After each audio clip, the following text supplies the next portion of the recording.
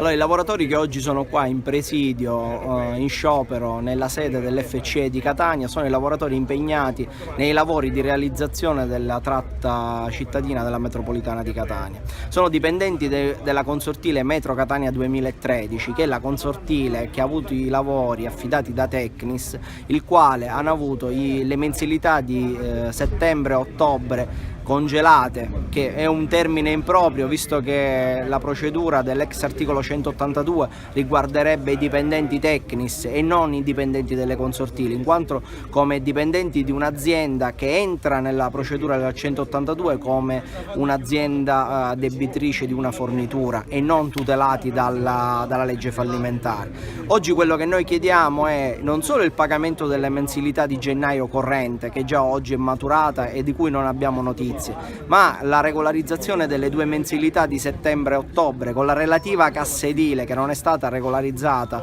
già da luglio scorso. I lavoratori siamo qua in attesa dell'incontro col direttore generale dell'FCE, il quale ci ha detto che ci avrebbe ricevuti, e noi portiamo avanti la richiesta di surroga degli stipendi per questi lavoratori, visto che stiamo parlando oltretutto di una delle opere più importanti che in questo momento ha la città di Catania, di cui tutti dicono che ci garantiscono la prosecuzione dei lavori, la prosecuzione dell'opera. Si fanno grosse parole sulla questione che verrà di sicuro completata, ma pare che tanti si dimenticano quello che è stato l'impegno per pagare gli stipendi e le mensilità ai lavoratori che sono tutti padri di famiglia.